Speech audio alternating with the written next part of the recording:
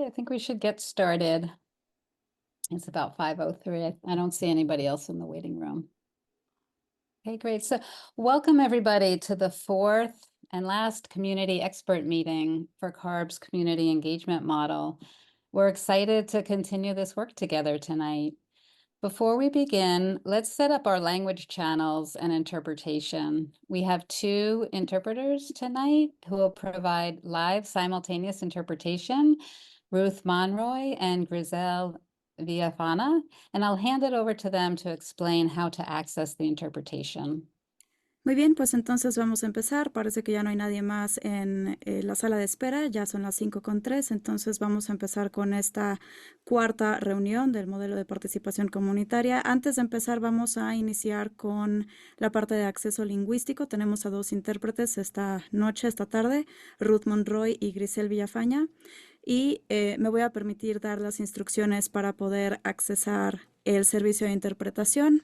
I will first provide the instructions to access interpretation in Spanish and afterwards I will do so in English. Para poder hacer uso del servicio de interpretación, por favor vaya a la parte inferior de la pantalla en Zoom, en donde aparecen sus controles, haga clic en el icono de interpretación, aparece como un globo terráqueo, y seleccione español.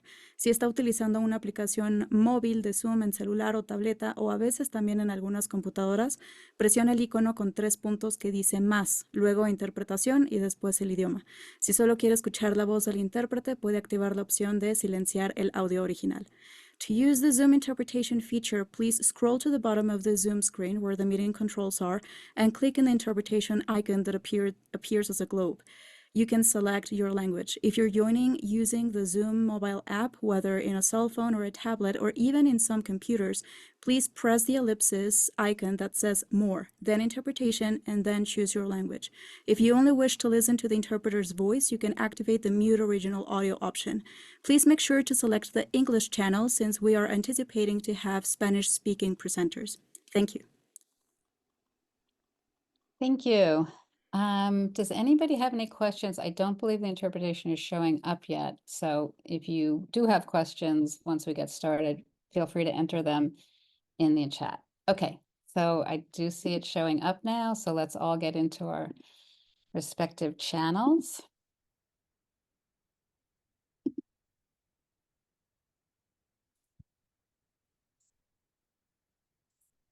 Okay.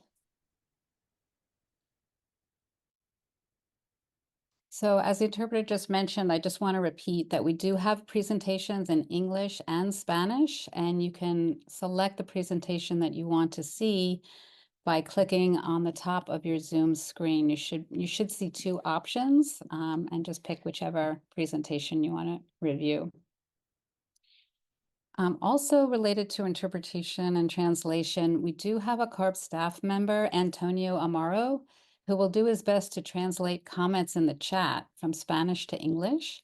And two other CARB staff will be working on translating chat comments from English to Spanish. These will appear as quoted responses in the chat. And thanks in advance for understanding this can be challenging. There might be a lot of comments, but CARB is going to do their best to translate those comments in the chat. We may not get to everything, but we're certainly going to try. Before we go any further, I do want to introduce myself because I'm new to the group. My name is Lisa Ballin. I'm a facilitator with Sacramento State University, and I'll be guiding tonight's meeting. I want to recognize that I am coming into this at the end of the process, and that can be difficult sometimes for a group.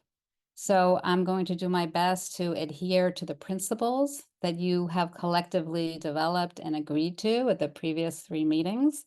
My main aims are to create a welcoming and safe space for everybody to openly and constructively share your thoughts, insights, and feedback, and to make sure we focus on tonight's agenda, keep us on time, make sure that we can cover everything in the time that we have.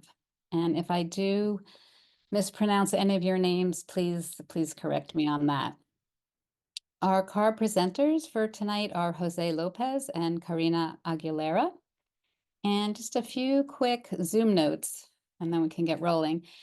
Tonight's meeting will be recorded and posted on CARB's website. We ask you to just please mute mute your microphone when you're not speaking. To do so, you just click on the microphone or perhaps the phone icon. It's on the lower left hand of your screen. We'd also like to request that you rename yourself in Zoom to include your first name, last name, pronouns, and your affiliation as shown here on the slide. To do this, you can click on the 3 dots that are in the upper right-hand corner of your little Zoom window, and you should see an option to rename there.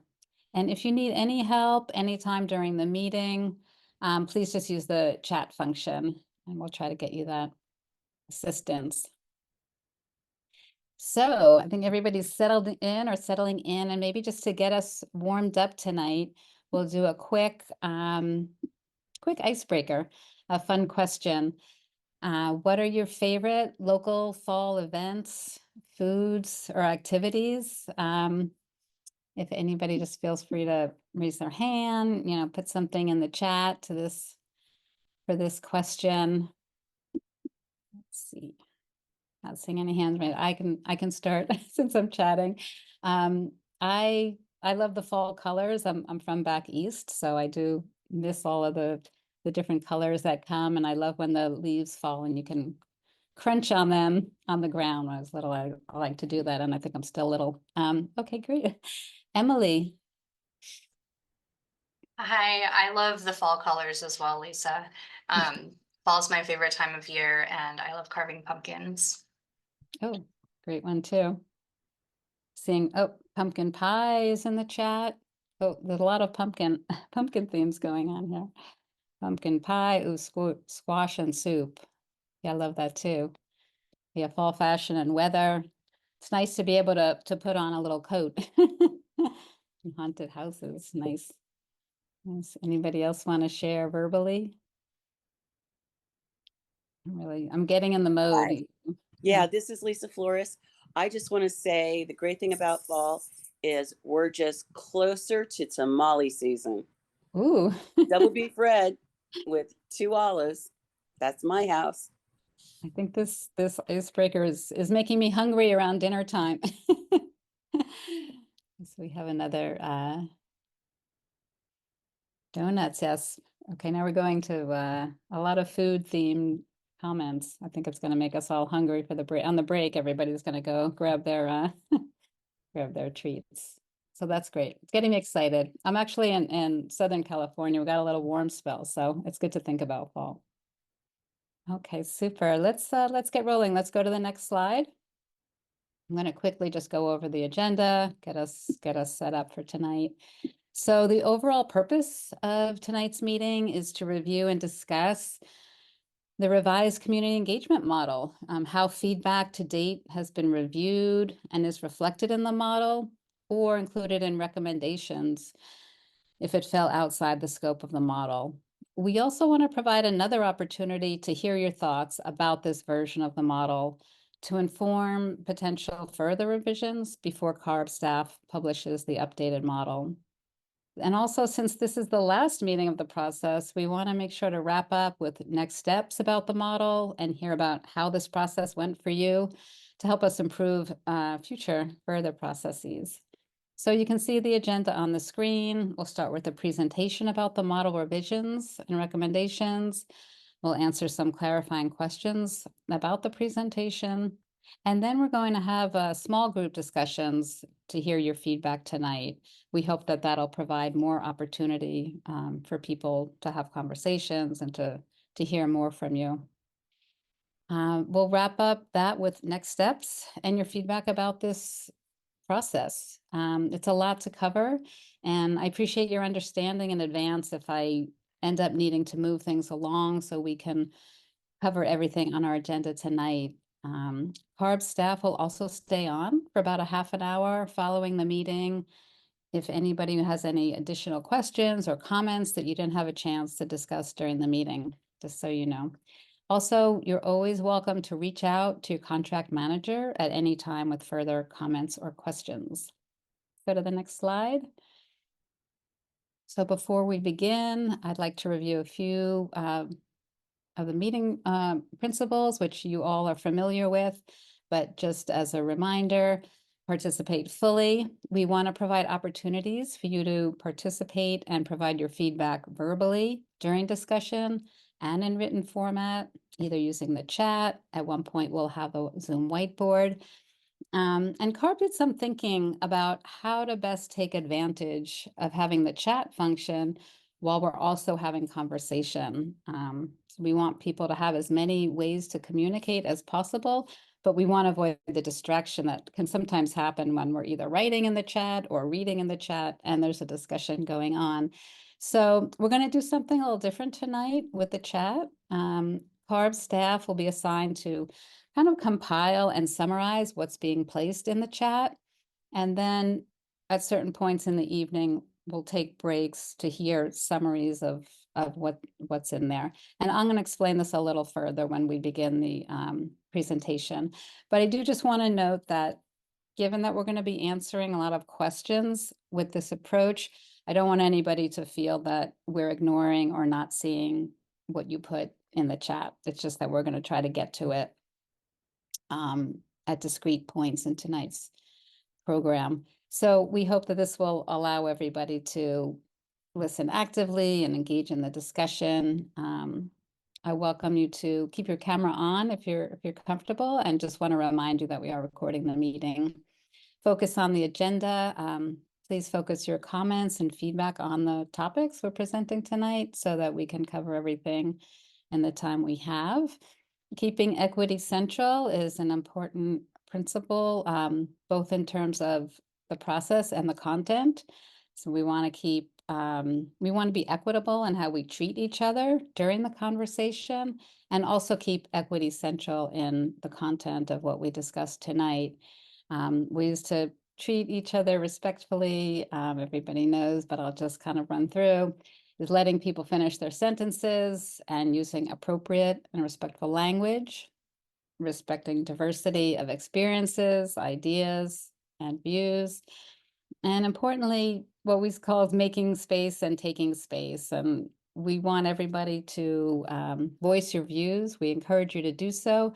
But at the same time, just being mindful of the time and space that we have tonight during our conversation so that everybody has a chance to do the same. CARB is centering equity in the community engagement model and would like the discussion to also center equity.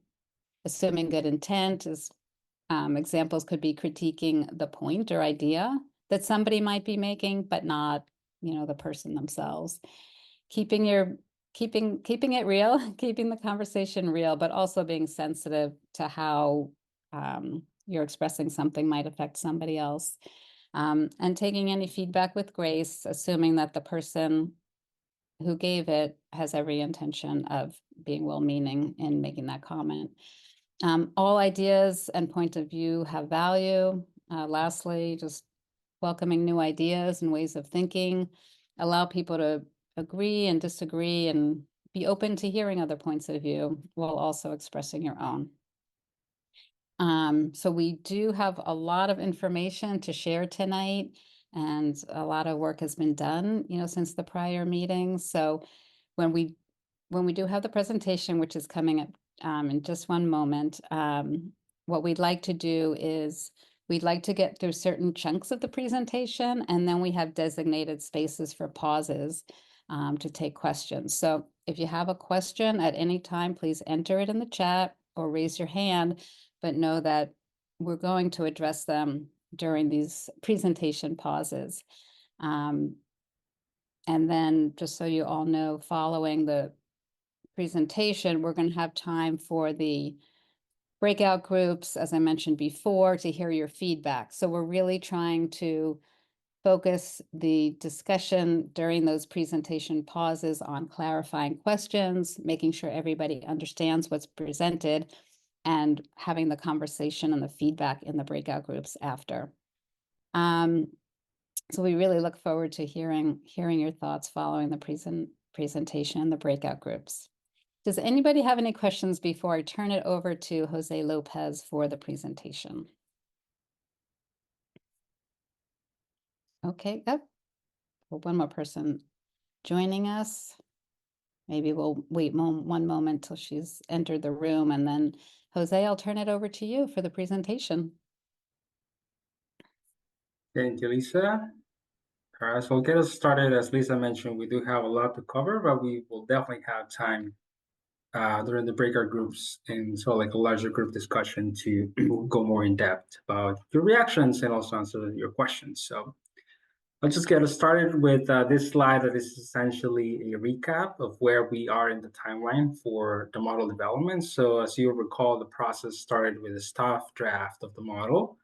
We then received your recommendations and also recommendations from the public through several public dialogue sessions that we hosted. And currently we're in this process of revising, reporting back and planning the launch of the model. And so about a month ago, you received from us the revised model, and also and we're working on the edits based on the latest feedback that we will be receiving from you as well. And this specific reporting back includes today's meeting and also, excuse me, our final public meeting that we will be having at the beginning of 2025 or estimated for the end of the year. We are aiming to have the model ready again by to launch with CARF staff at the end of the year. And in 2025, we'll be beginning developing a training for CARF staff.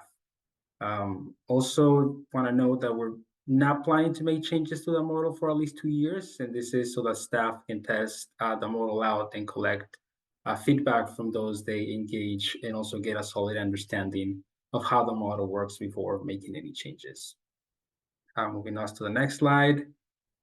So what happened since we last met? So we had our last meeting together in March. And at that meeting, we shared some preliminary comments we heard from you in the public dialogues as well. You provided us with additional themes to add into the model. We also asked you guidance about engaging youth and finding opportunities to overcome barriers to participation and engagement. And so since we last met in March, we have addressed the comments. So I want to really thank you for all your contributions and also all the contributions from the staff and the public to help us create this vetted model that will be ready for implementation by the end of the year. Also, we had an internal review process to get this current draft prepared and ready for your review. We have also shared with you a comment response spreadsheet and also the summary document summarizing the comments, the revised model, and the recommendations to CARF leadership for from the comments outside or the scope of the model. And so essentially our meeting today will help us with the next steps to finalize and think through the implementation and also the capacity building to roll out the model and help us guarantee success moving forward. So this is kind of where we are in the timeline. So in the next few slides, I will just start with a review of how the model comments were addressed. We have gone through this, if you recall, from the last time we met. So I'll be moving us quickly and briefly through this review, just kind of giving you that recap. After I do this, we will be diving into some of the common themes, the revised model changes, and also the recommendations that we're sharing with CARF leadership. Now, the next slide. So this is essentially where all the comments came from. So we received your input via line edits. Also, you responded to specific questions and prompts, and we got additional feedback during our meetings as well. Also, feedback was collected during the public community dialogue sessions. We had a public docket where we also got comments. We had individual calls and emails from community members, advocates, and some community-based organizations. And we also had internal dialogue sessions with staff. Next slide. So essentially here are just like a brief summary of all the numbers. From the last slide, we overall received around 2,300 individual comments from all of you, the experts, from the public dialogue sessions and also the public dockets. So during these dialogue sessions, we engaged close to a little bit over 200 attendees during these 9 meetings. So again, this is just kind of the very brief summary of all the numbers with the comments. So applying the feedback. So in an effort to keep transparency and accountability central throughout this process, we have tracked all the comments in the spreadsheet that we share with you. along with a response to each comment. And the full comment spreadsheet, we will be making it publicly available as well. I want to highlight that about 95% of the comments were incorporated into the model that we received from you and the public. And we have also provided, as I mentioned before, all of you experts with the summary of the things you all mentioned needed to be included in the model. We have provided the summaries, also of the recommendations as well. The next slide. So essentially, continuing with applying the feedback, one of three things happened to a comment. We essentially took a yes approach, and even if we couldn't incorporate the exact wording, we tried to include the spirit of the comment. And so we are interested also to hear from you if you feel this was accomplished and where we might have missed the mark. So we will have an opportunity for you to share those your thoughts on that with us. Also, another thing happened to a comment, specifically referring to comments that are outside of the scope of the model or that require additional commitments, resources, decision-making from CARF's leadership. So this include items like adding additional staffing on funding, and we compile a list of these recommendations into a proposal for CARF leadership that again we share with you. And also, what happens with comments we did say no to, so there is an explanation as to why we didn't include it in the model, and now we will be providing some examples of that later. Okay, so I'm going to move us to the next slide. So this is one of the many thank yous you're going to be hearing from us throughout the meeting. As I mentioned before, the majority of the comments came from all of you experts, so thank you so much for all your tremendous, insights and a lot of the bulk of the edits to the model and recommendations that you provided for us. So that has been really helpful and has been an absolute pleasure to be working and sharing this space with you. So this is one of the many thank yous you're going to be hearing from us. We really appreciate working with all of you throughout this effort. Okay. So the next slide. So these are essentially the larger topic areas of how we organize the comment summary. So if you want to see more specifics for each, you can again reference the comment summary we share with you. Essentially, these are all the comments you provided of key things that must be included in the model, and you will see in the next few slides how we have focused on the specific examples for each theme. Next slide. Starting off with staff skills, specifically the example of addressing abuse, harassment, conflict resolution, training, and preparation. What we heard is that the model should emphasize the need to adequately prepare and train outreach teams to respond to high conflict situations. Also include a robust plan to address harassment during community engagement, how to address conflict respectfully and effectively, and also fostering a safe and respectful environment for all participants. And so what we did in response to this theme is we added a section specifically defining harassment and discussing how to address it during public events. And we included some tools to help understand the difference between high emotion or passion and harassment. The model also points out to currently available trainings for facilitation, conflict resolution, and others, and we included more trainings in the recommendations document as well. We also added more details on partnering with external facilitators. Another theme around promoting diversity, equity, and inclusion, specifically the example of youth engagement.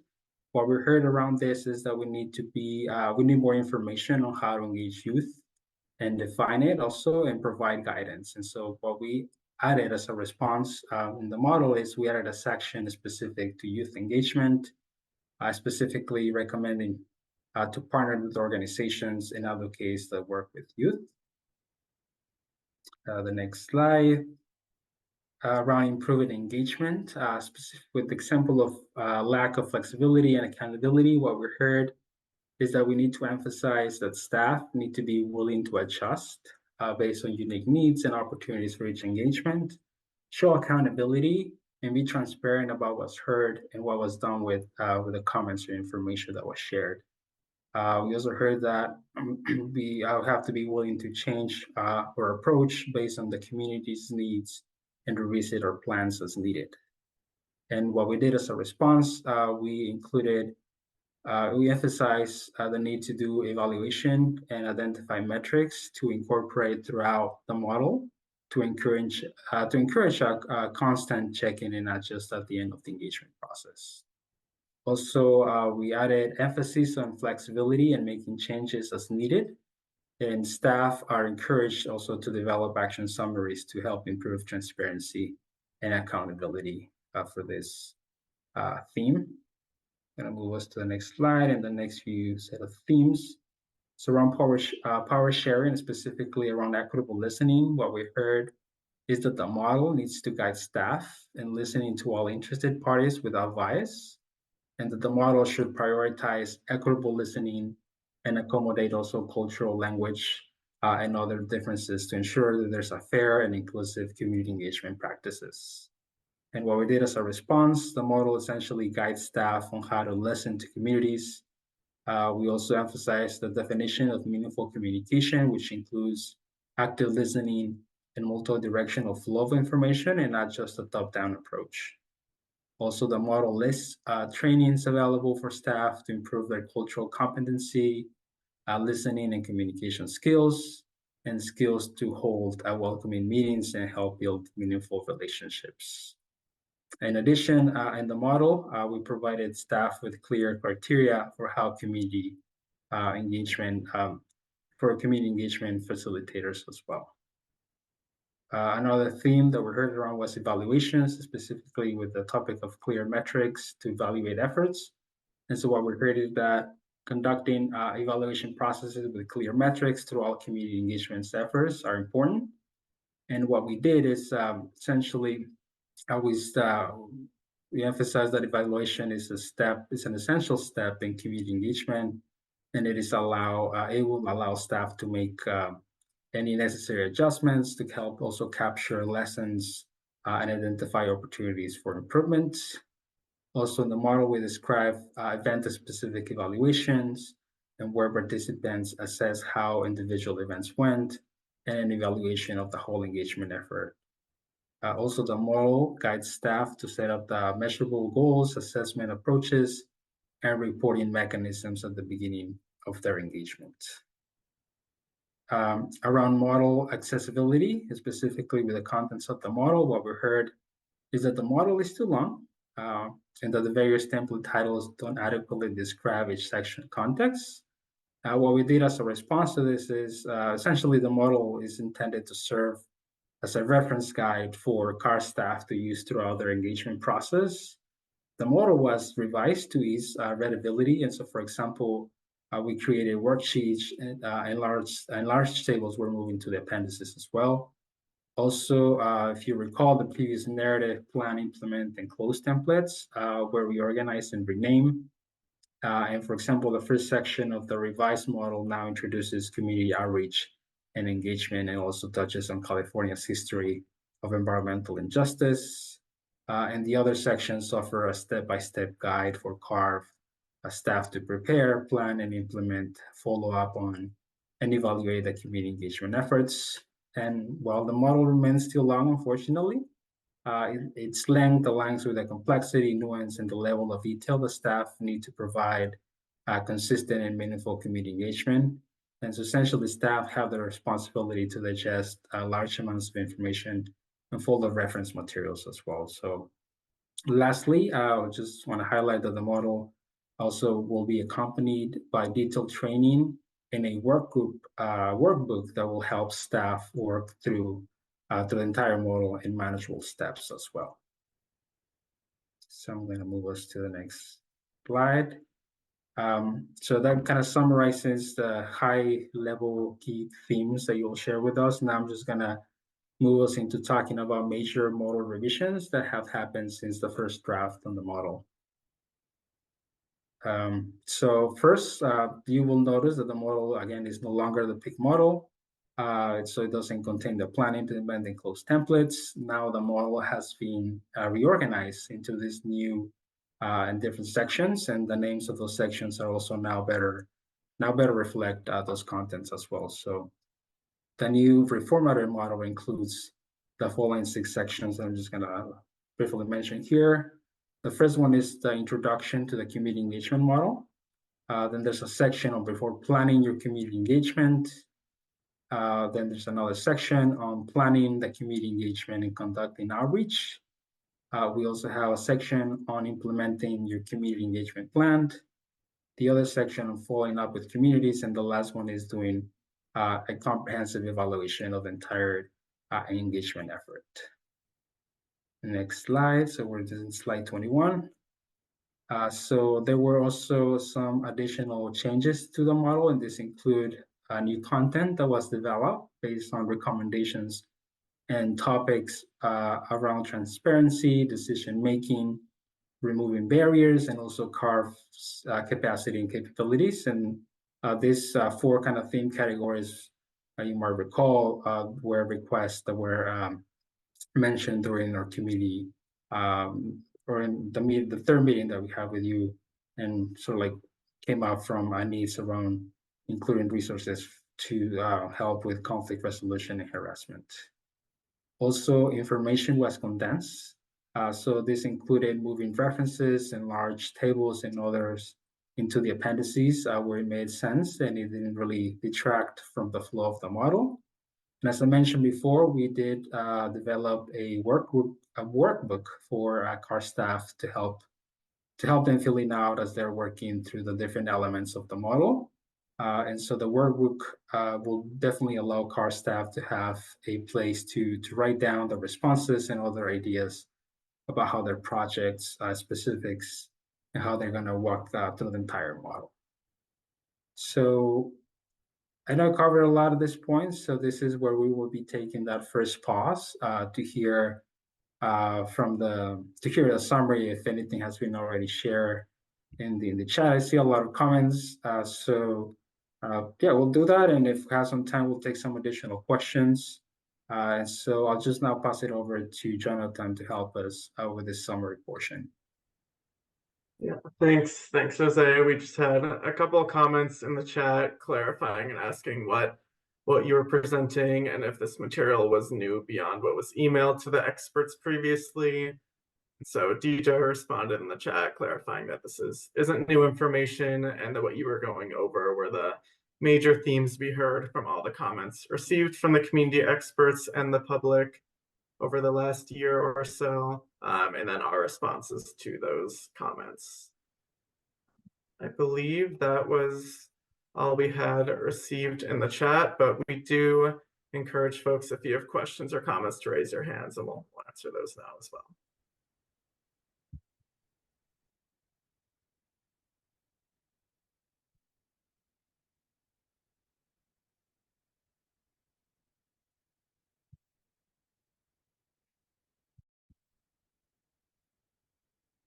I'm not seeing any raised hands. Does anybody have a question before we continue with the presentation? Just anything you didn't understand? Want more information? All right, great. I think we should continue with the presentation. All right, thank you. So I'll move us along to the next set of slides. Bear with me, just a lot of information, but as Jonathan summarized, this is information and materials that you have already seen during all those documents we shared with you. And so now I'm just going to be moving us on to talk about the comments that were not incorporated into the model. And so there were essentially 2 common reasons why they were not incorporated. One of the common reasons why we didn't incorporate a comment into the model is because it fell outside the model scope. And so, for example, this could have been due to it requiring a level of decision or consideration that could not directly be implemented. And we will be covering some of those specific recommendations that fell outside of the scope of the model in the next few slides. Now, the second common reason why a comment was not incorporated into the model is because it went against our commitment to keep equity central.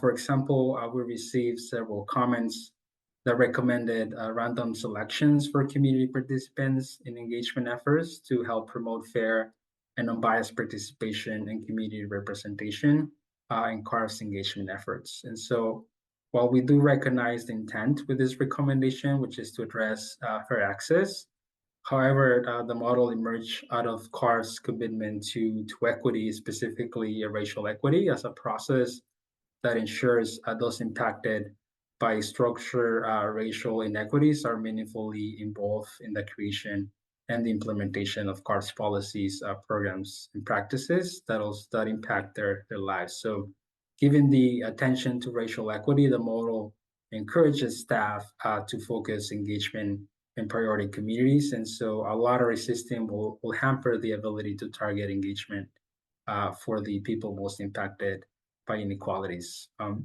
Additionally, engagement is often focused on the specific CARF actions, which may or may not be relevant to all people, and thus using a lottery system could reduce access to people who tend to be most impacted. As a public agency, also all processes are open to the public to either apply to participate or to participate in open meetings. And so although discretionary decision-making was not included directly in the model, we did include it as a resource for staff to be aware of. You will see that in the appendices.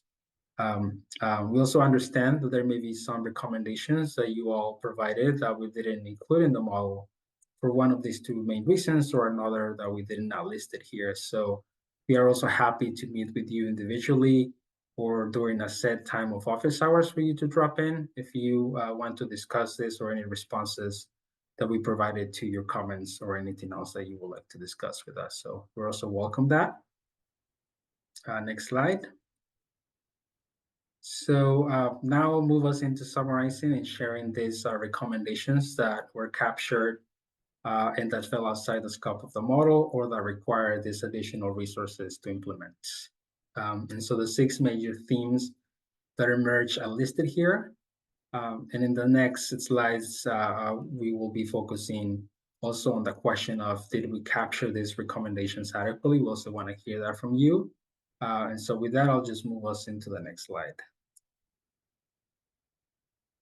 Right, so Vera said this is the first major theme of recommendations that were heard, and that was that CARF should adjust decision-making. And so this includes providing access to decision makers and ensuring that there's adequate influence as well during this process.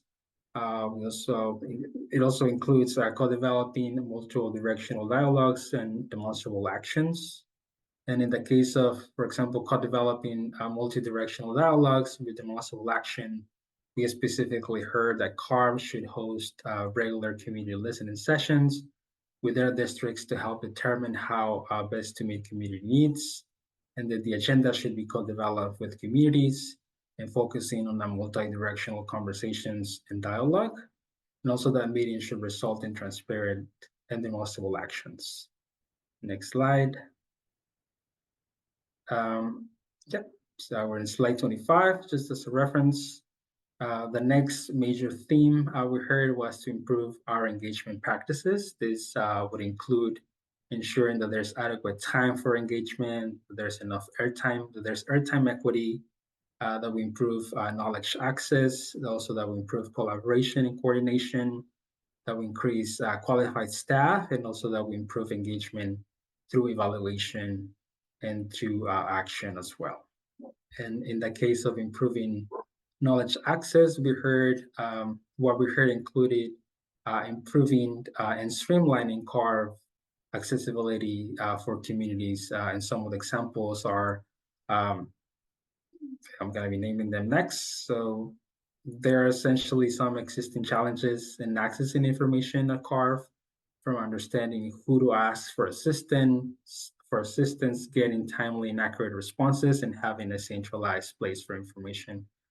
And one example is that we heard multiple times is that having a centralized page with upcoming events, meeting agendas or materials, and background information will be very helpful for a lot of communities, and that this having a centralized page should also be accompanied by a help desk or and improve helplines and associated resources to help with this.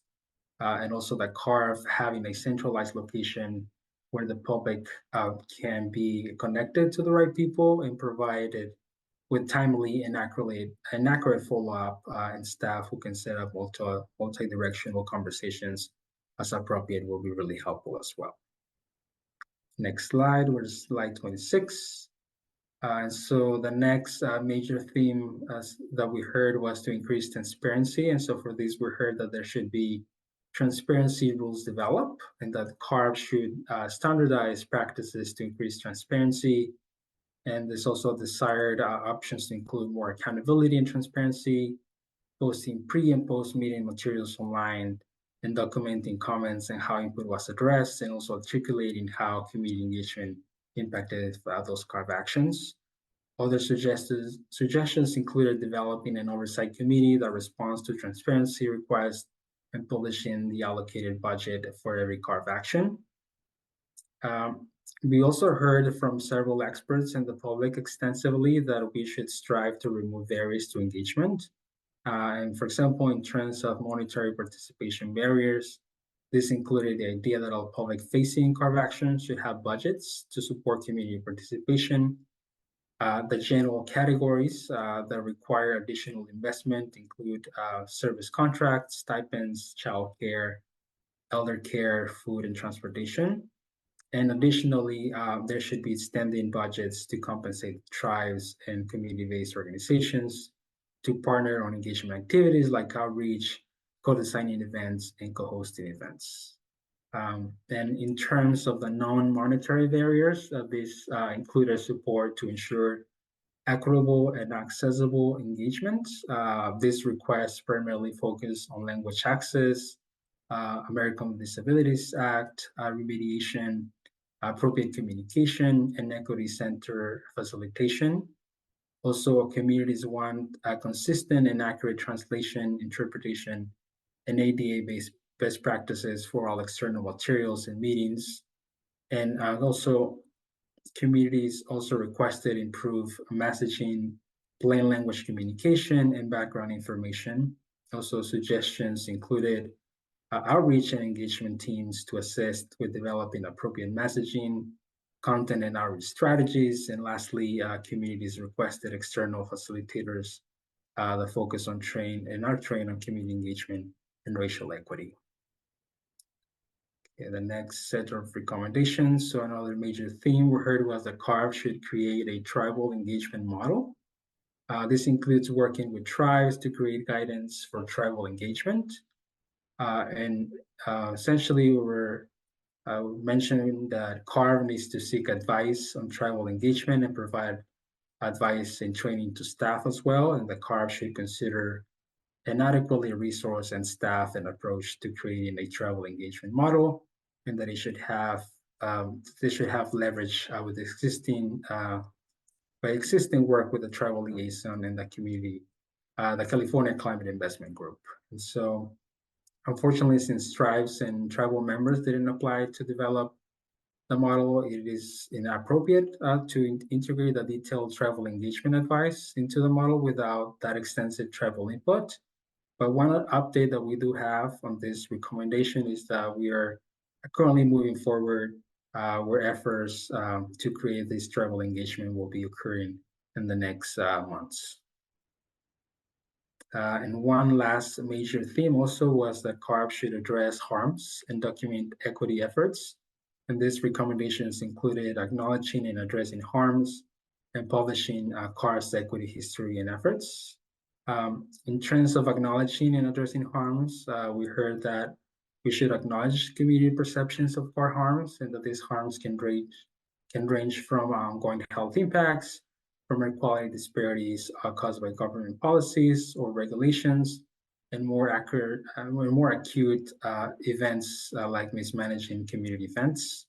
One update we do have on this particular recommendation is that this work is moving forward through our Office of Racial Equity, and soon we will be publishing a document that summarizes CARV's recent efforts to advance racial equity, and we're also working to update our equity webpage to share current and historical efforts related to this.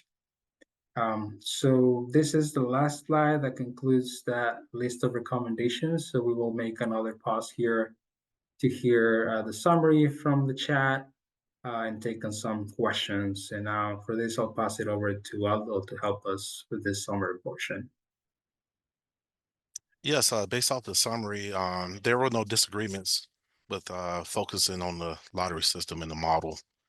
Then also we had a comment regarding notes on gaining better understanding of tonight's meeting. So thank you for highlighting the connection between the lottery system and representation. We understand that the concerns related to the lottery and stratified sampling, as is added to an example in the model for staff to consider. And thank you once again for submitting those comments.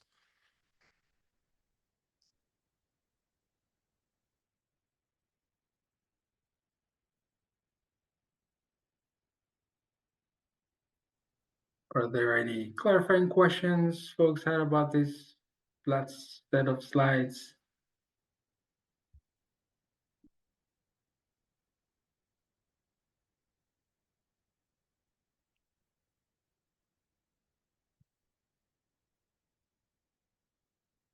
All right. Richard, I see your hand.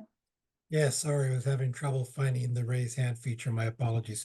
On the sections on your acknowledging and addressing harms, I'm just trying to clarify because I was reviewing the model today, and in your beginning areas, you were talking about some of the histories and historically taking into consideration some of the harms that have taken place over the hundreds of years and things like that. Is that one of the sections that you're referring to where you are acknowledging the harms of the past? And I'm still checking to see, if I'm seeing any that relate to acknowledging harms based on previous CARB practices. I think I'm gonna ask for help on this one here, because I think you're also touching on that sort of like introductory part of the model, Richard, which touches on then like that very broad review of past harms, just like historically in the state, and how that also serves as a driver for us at CARB to be able to prioritize community engagement. So yes to part of your question, but I think there's a second part that I'll just ask one of my colleagues to help me chime in with the rest of the response here. Hey, hi Richard, lovely to see you. In that section in the model, there's a part sort of right at the end where we're talking about, so what should we do? And there's a part where we link to a number of statements that CARB has made about what all of this is amounted to in the work that we do and how that drives sort of our need to apply this model and other efforts around racial equity and environmental justice. So it's not like a long detailed statement of previous CARB harms, but it is showing kind of here are the places we've publicly acknowledged these disparities, some of the things that have caused them, and what we're trying to do to address them. Okay, that does make sense. And I was wondering on that there.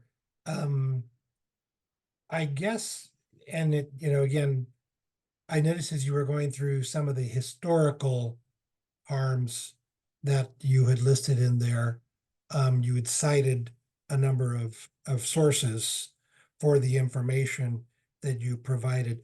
Who helped and how were those sources chosen for some of the information you put forward? That's a great question. So some of them are from things that CARB has already published, because that helps us just kind of get through the review process if it's been vetted before. Other parts are from literature that we're familiar with as, practitioners or academics. Other stuff actually came from recommendations from you all. There was a large request that we make sure we're including tribal voices in the tribal history section.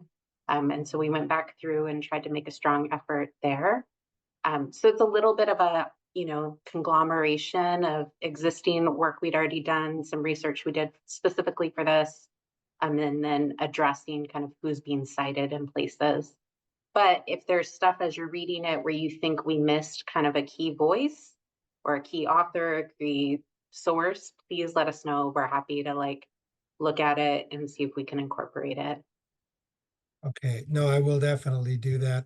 I was, and again, this is just me personally, and again, I'm not, there's still so much, as you said, there's 200 pages to go through here. But in your past histories, when you were talking about the Spanish colonization, especially through the Californias with the churches and things like that, you had cited a source that and I don't have it here in front of me, but that you had noted over 100,000 indigenous people killed as a result of the of what took place during that period, and I just personally found that a low number, but I want to go through and look through your sources that you had there. So it's kind of interesting to see an actual number applied to it, when I think depending on who you are citing and who you're looking for, you might get some differences. Or I only say it because just for myself, actually having seen a number, maybe perhaps something different than just an actual number. It's just a thought. Yeah, and absolutely, please send us additional resources you have on that. That number, I think specifically was through sort of when things turned over to Mexico. So it's not the entire colonization period. As we know, there were enormous atrocities that happened after that. So definitely, please send us other resources. We're happy to address it if it's incorrect. We don't want to mislead or mistake anything in there. Yeah, and I see Lisa has her hand up, and I'll let her go to it. It was just in listing those and listening to sources, it was just a recommendation on my part that if we're going to put a number, that it could bring up feelings with people. So just putting that out there more than anything. Okay, thank you, Richard. Lisa?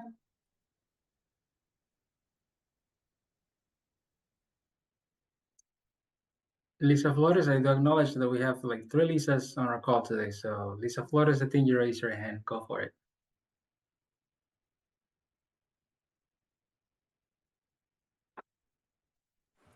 I'm sorry, I'm sitting here talking and I didn't unmute. Sorry about that. As I'm reading this and seeing this, my one big blaring question is work with tribes. Now, those are the recognized tribes, and how about the unrecognized tribes in California? And what are you going to do with urban tribes, concentrations of urban tribes, who, like, for example, Pascual Yaquis, there's a big concentration of us in Fresno, but our homeland is in Arizona. How are you going to recognize the urban and rural, both recognized and unrecognized tribal groups in community? Yeah, so generally, Lisa, with CARB, we work with federally recognized and regionally recognized tribes, so they don't need to have federal recognition as long as they have been on the, I'm blanking on the name right now, but there's kind of a maintained list of tribes that have been recognized in California, if not federally. And so we do work with both of those equally. I can't speak, I will pass it over to Chanel about what we would do regarding tribal members that have been displaced to other states, because often with tribes, we're working on sort of a government to government relationship. And so it might be out of our kind of control as the state of California to work with tribes that are based in Arizona. But I'm going to pass that one over to Chanel because I don't know how to answer it. But in terms of your earlier question, we don't differentiate. For consultation, we differentiate, but for engagement, we work with everybody. And we're very explicit in the work that we put out about who can and can't apply and what we mean when we say tribes.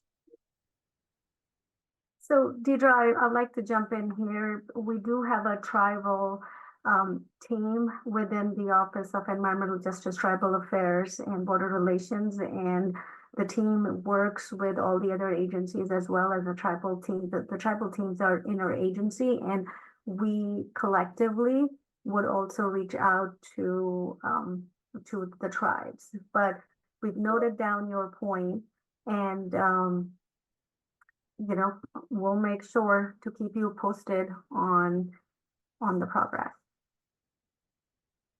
Yeah, and I'll just add, I think, Lisa, it's nice to meet you. For those that don't know, so my name is Chanel Fletcher, and I'm the Deputy Executive Officer of Equity, Communities, and Environmental Justice. And Radhika is our branch chief over our environmental justice and equity efforts at CARB. I want to ditto everything that she just said, and I will say that I think kind of what Deidre was talking about was when we're talking about, right, the consultation rule, the government to government, which is kind of designed or like overseen by AB 52. There are actually a lot of ways that we interact with tribes in addition to that, right? So if you're doing a formal consultation, I think that does apply. When we're talking about this tribal engagement plan, and part of why I think Radhika was saying, like, we want to work with you and we will follow up, is because we actually have a lot more freedom, I think, because we're talking about it in engagement and not just in the space of consultation. And so while you were talking, I was definitely taking notes, because I think part of what you were bringing up around, like, where we're based in Arizona, but like originally there are a ton of us like actually in Fresno, how does that interact? How does that play together? Those are exactly the kind of conversations and the questions we do want to start to explore in this tribal engagement model, right? So I think it's meant to be additive to the consultation process, because again, we recognize that tribes are sovereign nations. And so I recognize that you have put a lot of time and energy into this space and into this process. So I do not want to be extractive, but if you are open to and are willing to kind of have conversations with us, we would love to kind of have that more focused conversation as we're talking about that tribal engagement plan and share a little bit more what that looks like.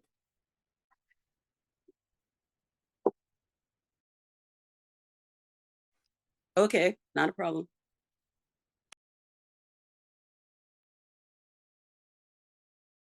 I think we have time for 1 or 2 more questions. I think we're a little bit ahead of time, so that's a good thing.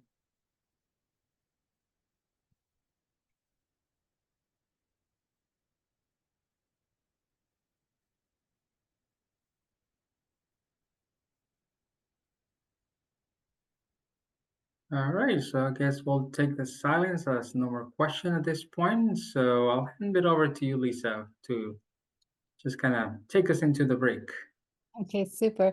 I think we'll take a 10-minute break now, and we'll come back at 6:10 and look forward to having kind of the small group discussions to get a little more of your feedback on what we heard during the presentation.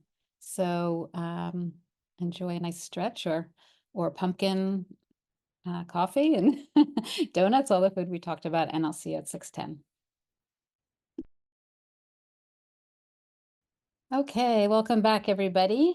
So we're now at kind of the heart of the meeting, which is to hear your thoughts and feedback about the updated model that we just heard about. So what we're going to do is we're going to divide into 3 breakout rooms to allow for the smaller group discussions I mentioned previously.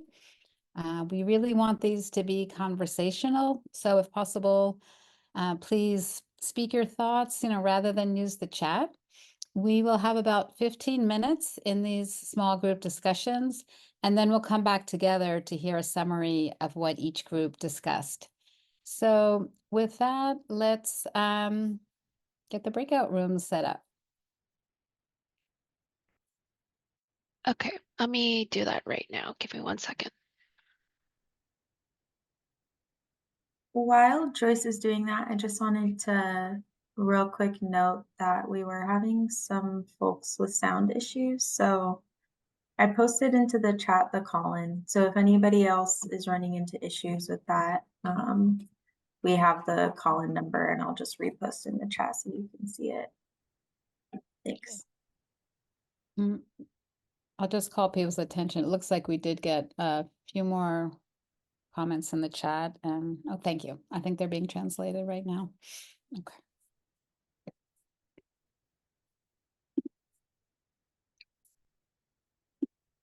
Hey, we'll see you guys back soon. Yeah, I'm almost done. Sorry. Yeah, take a moment. Yeah, it takes a minute.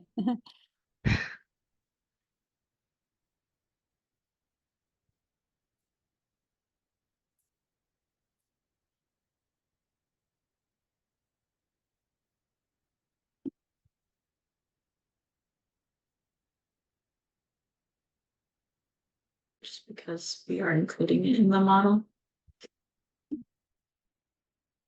Thank you, Caro. Joyce, do you want to let me know when we're all back in?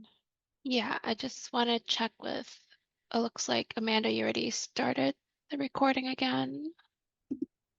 Yeah. Okay. Okay, great. And yep. Oh, so So we're I good to think we go? can start. Yeah, we're good to go. Okay, thank you so much. Welcome back. I hope everybody had productive conversations. I know our group did. And I'm excited to hear about what each group discussed. So we have about 2 minutes for just a quick summary of what were the main points that your group talked about. So let's start with Jose's group. Either a volunteer or Karina can summarize what your group talked about. Yeah, so I'll go ahead and provide a quick summary. So in terms of the first question, which was, what is your first impression of the updated model? A lot of experts really liked to see that their feedback was incorporated into this new version of the model. And they also really liked the new format, though they did mention it was long, but the new format made a little bit more sense and was easier to navigate. Experts also really liked that there was more detail included about the difference between outreach and engagement, and that was made a little bit clearer in this new version of the model. And there was also mention of potentially maybe some accompanying modules that would be helpful to go along with this model, as well as the workbook. Really quickly, in terms of the second question, so do you have concerns? If so, which are your highest priority? Again, just in reference to the length of this model, it is a little bit long. And there was also a suggestion of an alternative format in terms of numbering, just because if you go through the model, there are multiple step ones, multiple step twos. So maybe rethinking the format so it could be a little bit more easy to follow would be nice. And then we also talked a little bit about training that would be associated with the model. And a last point here that came towards the end is, if we are including information about Native folks and reviewing that section, to also include sources from them and have them review the section if it is updated. Great, thank you so much. Let's go next to Aldo's group, Aldo and Jonathan. Yeah, I'll give a brief summary, and then if folks from the group want to chime in, please go ahead. For the first question about first impressions on the model, we heard a lot of what Karina's group mentioned as well, about being, overall pretty happy or content with the revised version. They felt like their comments were really heard and incorporated into this new model. That there were a lot of great new details, such as the sections on procedural equity and also elaborating on past environmental injustices. Were some welcome additions to the model, and also some comments about how the key set of principles were really expanded this time in a way that hopefully we'll be able to operationalize a lot of this work rather than just really have it in a list. Also some comments about appreciating the appendices and the addition of those, but a lot of it also came down to the length, and that a lot of folks did think it was still very long, very dense. It could be a lot to get through for staff as well. And so that kind of leads into the concerns as well. A lot of them were regarding the length, but there were some recommendations maybe for an executive summary. to be included, and also that there were some sections that were repeated throughout the model, and maybe considering cutting some of the repeated content there. For the training, definitely consider visuals and videos since the model itself is so dense.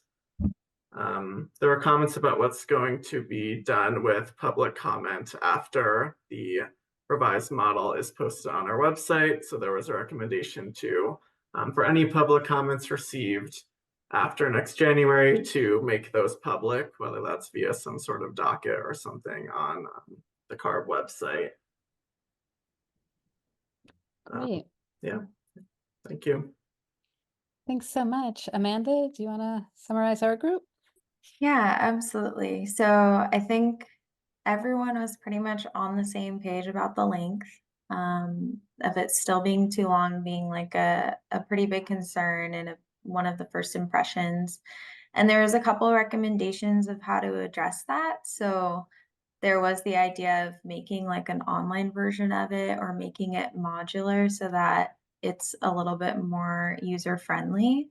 Also some recommendations to use an editor to simplify the language and get it more like straight to the point.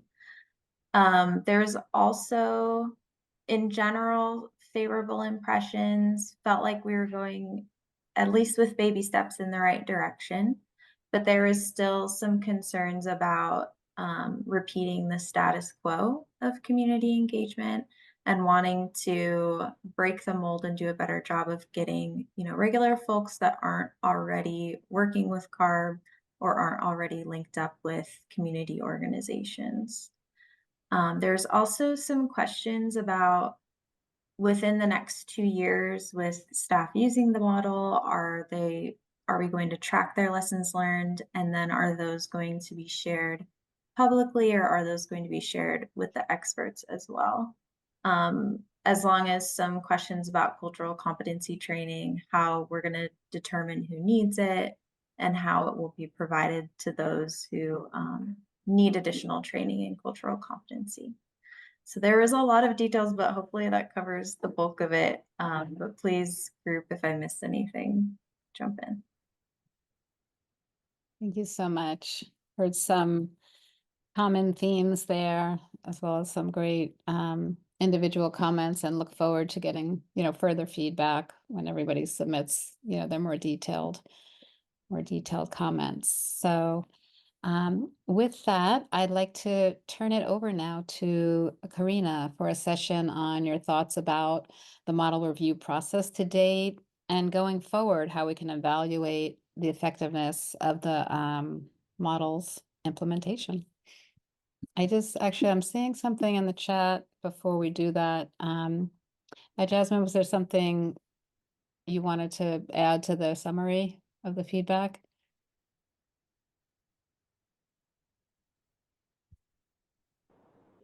Hey, Jasmine, could you try to? Oh, yeah, we can hear you.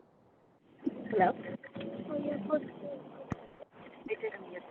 We can hear you. I don't know if they can hear me. Oh, we can hear you. Maybe she's not able to hear us. Jasmine, are you able to hear us? Yeah, but Maybe we'll come back to you. We could see if we could sort out the audio. okay. I don't know if is it muted or unmuted? It's unmuted. We can hear you. Okay. Can you hear us? Okay. Oh my God, thank you. I just wanted to make the comments really quick before I'm disconnected again for some reason. I don't know what's going on with my audio, but just to summarize what about the module, I'm happy to hear my recommendations and everything that I would contribute to it. I'm happy the way it came out. Also, I wanted to make a comment about the length of the module. I want to advise everybody that these modules usually are like a lot more pages than what it is now. You could see that type of text or writing. When it comes to AB 617, we have this thing called a Blue Book of Environmental Justice, and that's the instruction book of where we go and look up anything that comes up in the meetings, and that we need to, you know, tackle is usually like an instruction book, and I'm seeing it as an instruction book.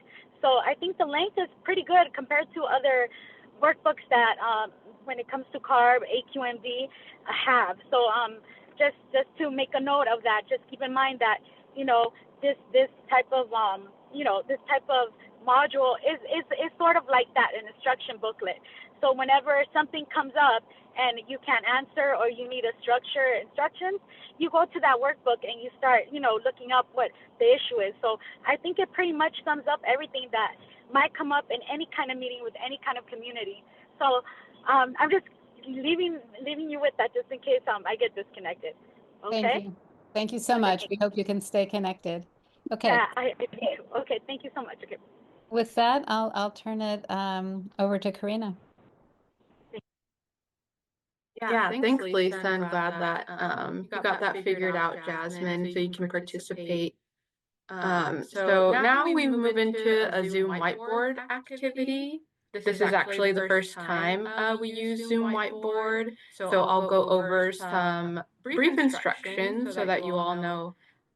You hear an echo? Are other folks hearing an echo? I was just wondering if it was me or not. Thank you for putting that in the chat. I'm not sure if you have two devices maybe on. I do not, but if you give me 10 seconds, I'll go get a headset. Sure.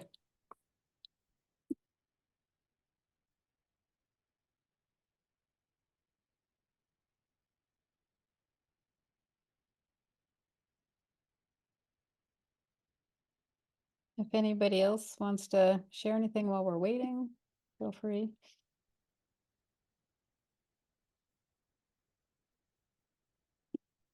Okay, Oh, is that better? Is it better? Yes. Okay. So going back to the Zoom instructions, and if my audio starts not working again, just let me know. But yeah, so let me go over some quick instructions here. So the Zoom whiteboard will actually automatically appear on your screen once we enable it, but right now we're in the PowerPoint. So it'll appear on your screen once we do that. So we can go to the next slide. So in order to add a sticky note, that is how we're going to respond to some questions today. You can go ahead and access those sticky notes right on that sticky note icon. And you can go ahead and if you're not seeing this on your screen, there should be a more option so that you can see those sticky notes, and hopefully you can add it in that way. We'll go to the next slide. So once you select it, you can move your sticky note to the appropriate spot and change the size and color if you want. And once you figure out where you want to place it, you can go ahead and begin typing your response. Go to the next slide, please. And so once you're already finished working on your sticky note, you can click out of the sticky note and it should post. And if for any reason you need to modify it, you can go ahead and click it again and you should be able to edit it. And with that, if we could go to the next slide. So here you'll see the two questions that we'll be going over today. We'll focus on one at a time. And so if I could go ahead and ask Joyce to enable the Zoom whiteboard, we'll go ahead and see that first question appear on your screen. And Okay. go ahead. I was just, I'm working on it. Okay, while you're doing that, I have some instructions to continue sharing. So once it's enabled, you'll see the first question pop up on your screen. And you should be able to leave your comments via those sticky notes that we mentioned. But we also want to hear your thoughts. So if you want to share your response verbally, we welcome that. I'll be calling on you so that you can share, and then I'll go ahead and type it out for you so you don't have to type it out. And for any reason, if you're having trouble adding sticky notes or you just don't feel comfortable, you can also put it in the chat, and then Jonathan from the work group will go ahead and add it for you, so you don't have to worry about it. And so with that, you should be able to see that question pop up on your screen in both English and Spanish. And so I'll go ahead and read it. How can we improve transparency and accountability in presenting model edits, comments, and recommendations? And so I just want to maybe provide a little bit of context of where, this question comes from, why we're asking it. And so we heard that we need to do a better job, specifically when it comes to being transparent and accountable in our processes. And so that was our attempt in this case via the, large comment table, but individually responding to folks, and also those synthesized documents, so summary documents, right, of the comments we heard and recommendations. So we kind of want to hear from you. Was this a good approach? Should we have done it a different way? What did you like? What didn't you like? Since this will go ahead and inform, yeah, go ahead. Oh. So it'll go ahead and inform, when we do revise the model again, if this is a similar process that we should use. And so with that, I'll go ahead and invite folks if they want to start adding sticky notes. Or I can also take hands and write the sticky notes for you. Can folks add sticky notes?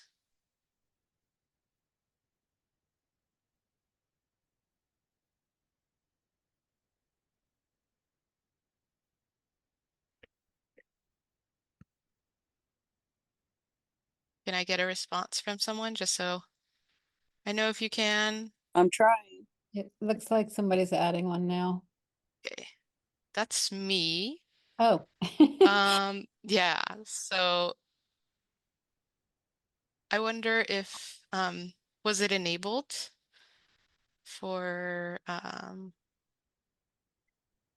I was able to figure it out. I was expecting something to pop up on the bottom ribbon that said whiteboard, but it didn't. oh, okay. Are you able to access it? It didn't pop up, it sounds like? Yeah, it didn't pop up, but I'm able to access it. There's a menu on the left-hand side of my screen. Okay, yeah, so it looks like you said, you might have to access it through the More option, either on the side or the bottom bar of your screen.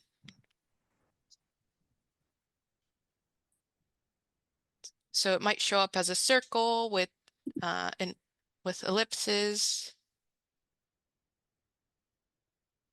Mine says that I cannot open the a whiteboard when a whiteboard is already opened in meeting. What does that mean? Oh, maybe it thinks that you're trying to open up a separate whiteboard. So maybe we can just, so you can go ahead and maybe drop them in the chat, and then Jonathan will go ahead and post. Go ahead. Could you try right clicking on the whiteboard that's showing, can you see the screen with the whiteboard on it? Because it says that for me, but I can add a sticky note, for example. Can you add the sticky note? Let me see. Oh, yes. Yes, okay. Yeah, I can see the screen. I see that. Okay, thank you. Mm-hmm.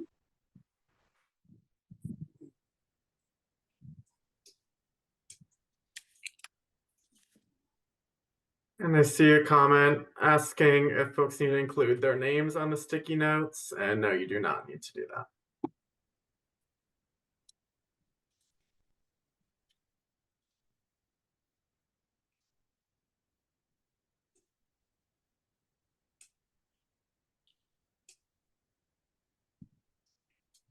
Are folks still having issues accessing the whiteboard?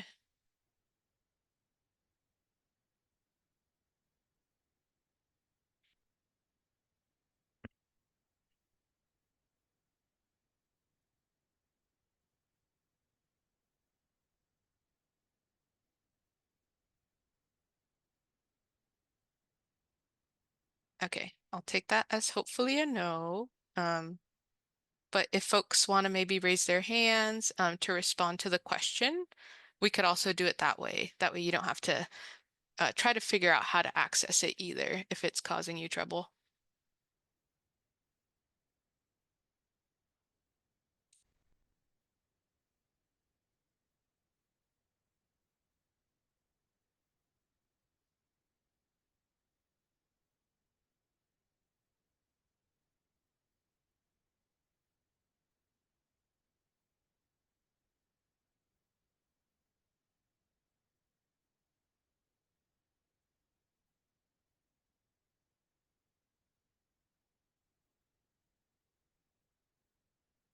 Are folks adding sticky notes to the whiteboard?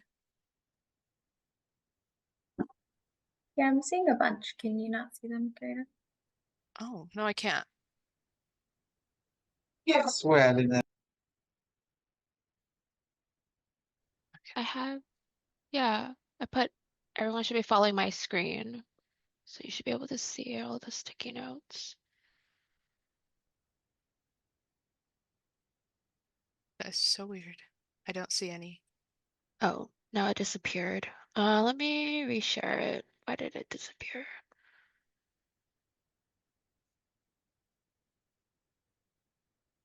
I think I might have accidentally, No, don't worry about it. It's all good. but I'm following your screen and then, okay. How, Karina, do Now, you see anything now? now I can see the sticky notes. Earlier, I was not able Yeah. to. Now it. Yeah, Okay. I couldn't see them earlier either. Awesome. Wow.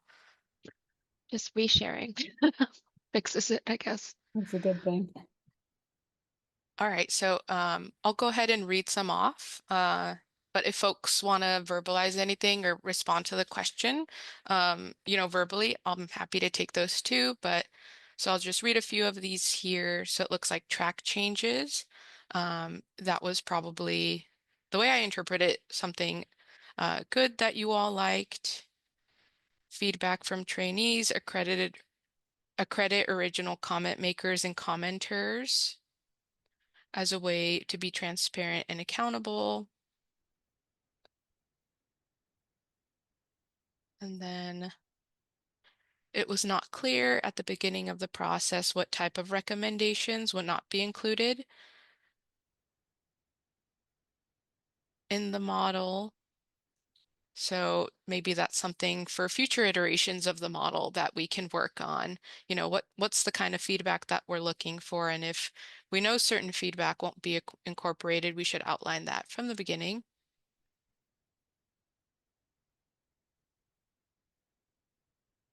Finding a way to send CARB's decisions on someone's specific comments, aka connecting back on the original with the original commenter, preferably in the same medium.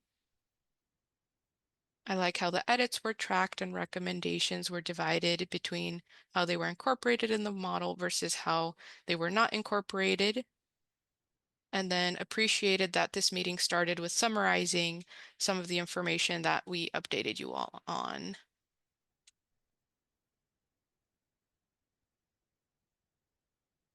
Awesome. So I'm seeing a lot of information here.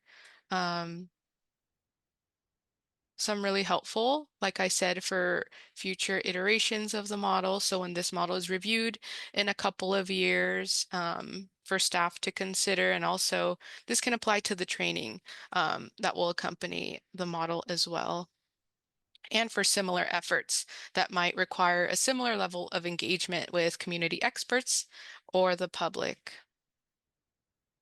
And so with that, I think we can move on to the next question. And so it looks like Joyce moved us to that next question. So you should all be seeing it now on your screen, and I'll go ahead and read it out loud. So looking back in 5 years, what would demonstrate that CARB implemented the model effectively? Are there things that we should track to show impact? And so again, I welcome anyone who wants to share their response verbally. You can go ahead and raise your hand, and then I'll go ahead and put your comment in that way. But if not, you can go ahead and fill out those sticky notes with your thoughts.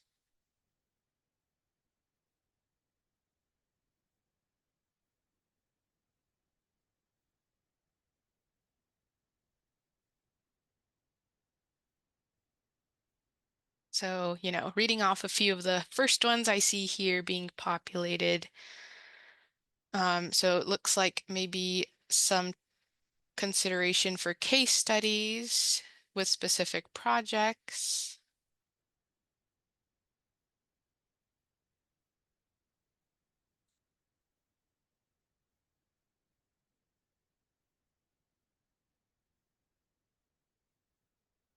Seeing outreach teams Okay, looks like you're still working on that.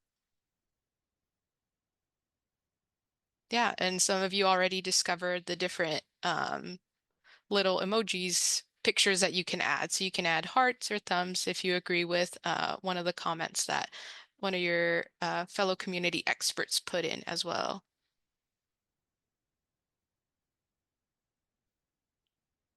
And then I see a few comments in the chat that are in Spanish, and we'll make sure to put those in the Zoom whiteboard for you in English.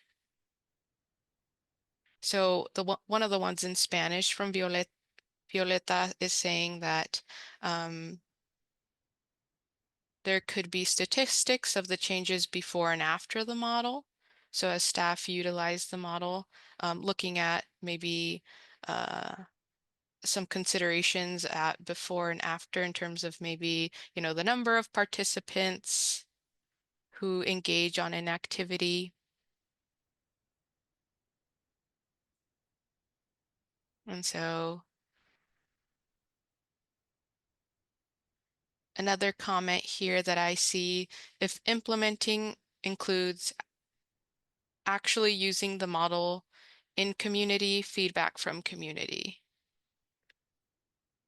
So maybe, how much of the model is actually used.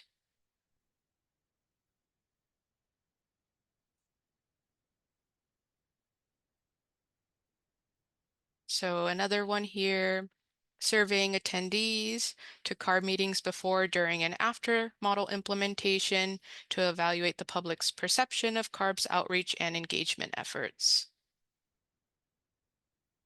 Post all versions online and update the date when they are modified.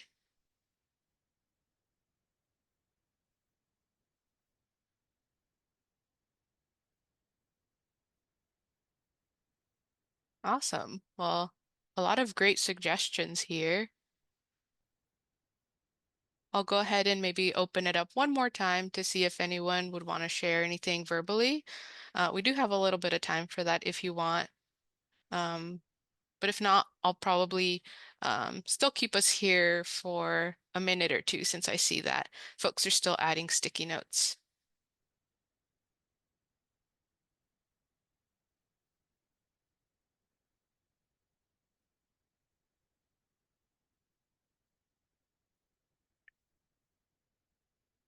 And then I'll just mention if there were any comments that you made in the chat that maybe you didn't see get added to the whiteboard, we'll make sure to add those later.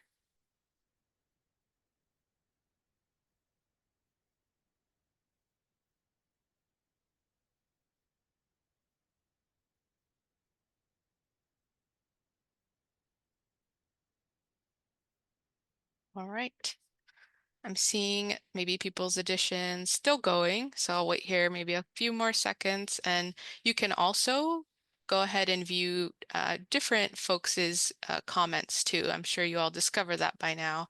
But you can kind of explore on your own. You don't have to follow Joyce's view if you want.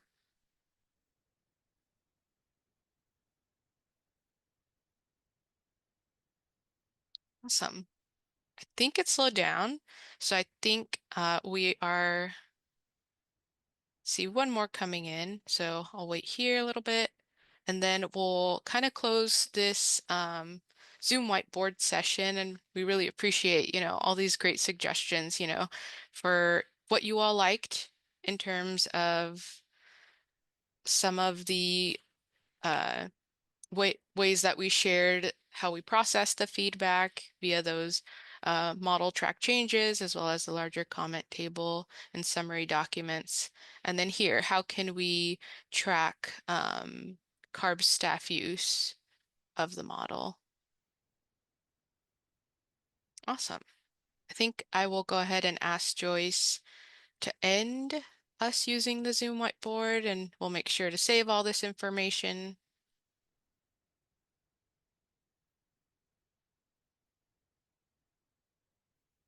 Great, thank you, Joyce. And I'll go ahead and ask, perfect, Jose, you're on it, already sharing the presentation.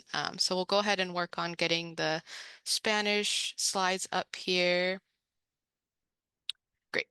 And so if you need to know, at the top, you can toggle between the English and Spanish slides. So if you're seeing the incorrect ones, at the top, you should be able to change to the slides that you need. Great. So with that, we could go ahead and go into the next slide. All right, well, again, thanks everyone for participating in that Zoom whiteboard activity. We had a little bit of trouble there, or I did. So thank you for your patience on that and for providing your feedback that will inform this process moving forward, as well as other processes. And so now we transition over to hearing a little bit from Chanel, CARB's Deputy Executive Officer of Equity, Communities, and Environmental Justice, who you heard from a little earlier today, where she will be talking about next steps for the model in terms of implementation. So I'll go ahead and pass it over to you, Chanel.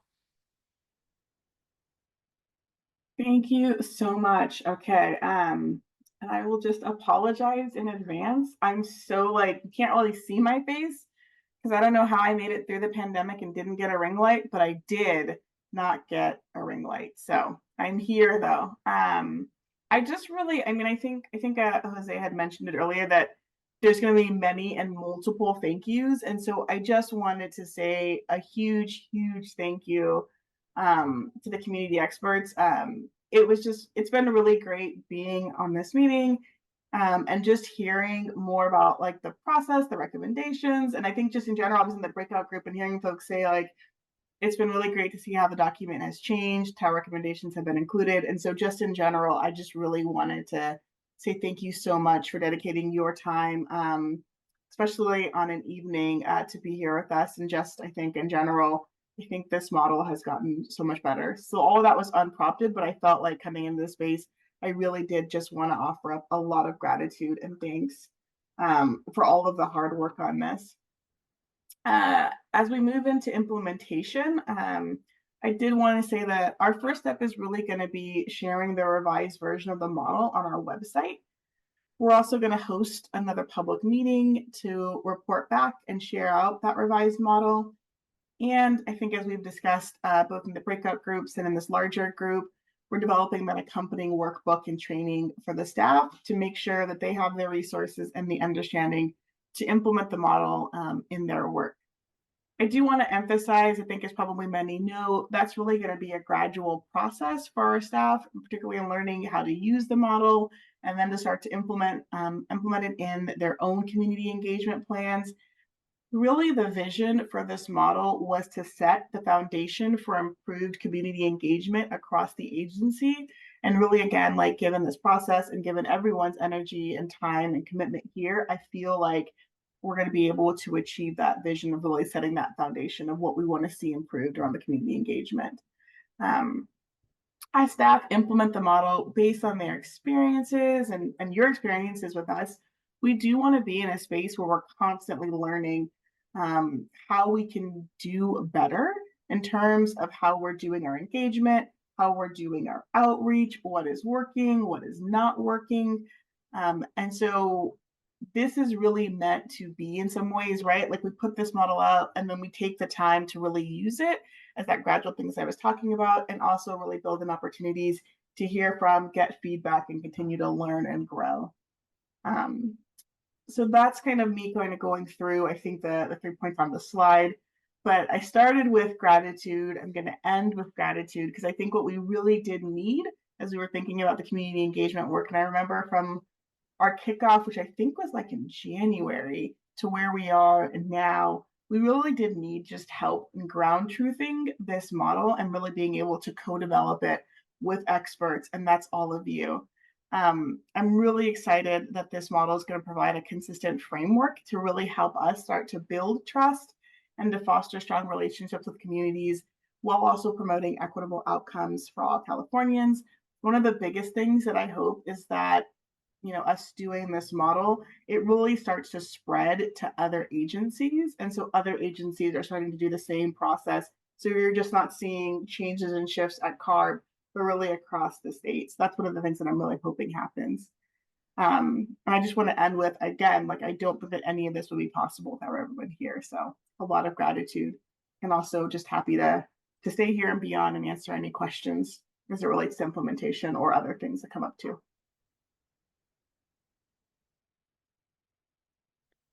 Thanks, Chanel. Does anybody have a question? Feel free to raise your hand or put something in your chat, in the chat. Anita? Yes, I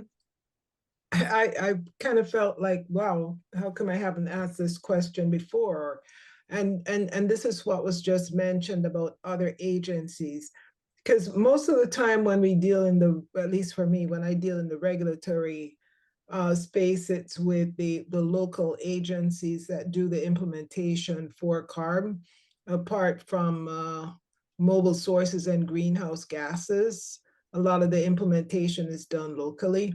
So is this model going to apply directly to the local air districts, since they are essentially implementing the regulations written by CARB? And I hope I didn't miss that before, but whatever. No, you didn't miss that before. And while we are the oversight agency for the air districts, in terms of, I think, their community engagement efforts, we don't have like jurisdiction or purview over that. So part of what I think I was hoping comes out of it, right, is that we, other agencies, local, state, and regional, start to see what we're doing. I will offer up that one of the things that I do in my role is I do meet with all of like the EJ deputies at the air districts. And so one of the things that I will make sure to kind of bring up and kind of return back is that this is the work that we're doing at CARB, and really offering to kind of partner with, I think, some of the air districts on this front.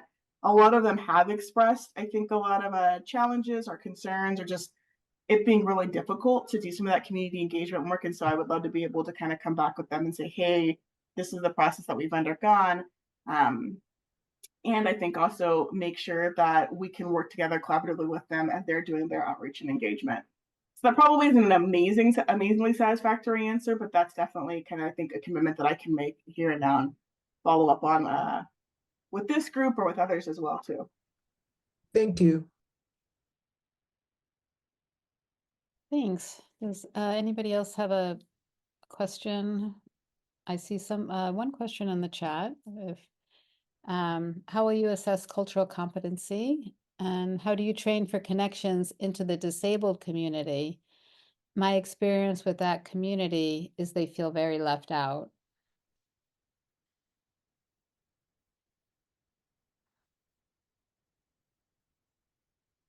I'm pointing, but I wanted to make sure that this is me, right?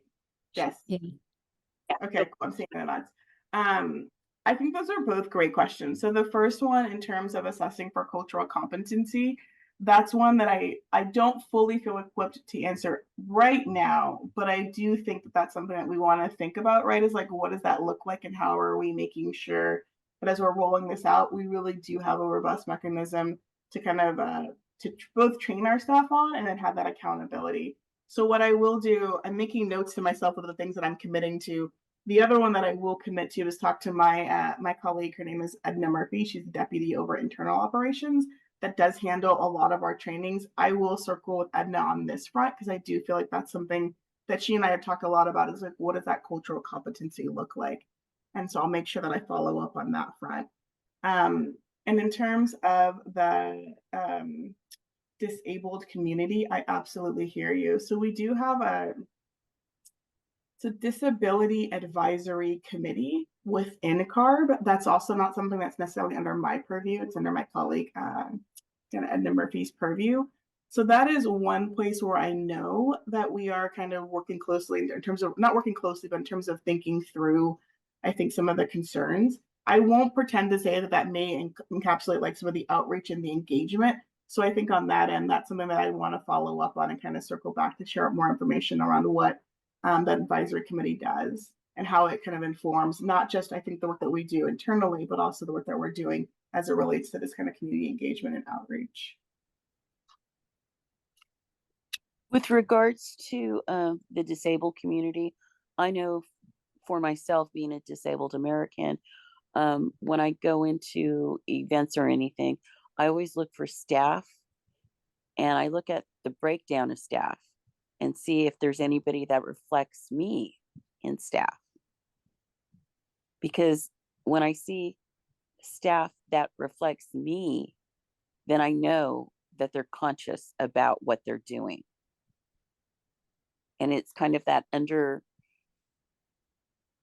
undertow of, okay, they're open to this, they're in the room, they understand, they're ready to go. So that's what I hope for. Thank you.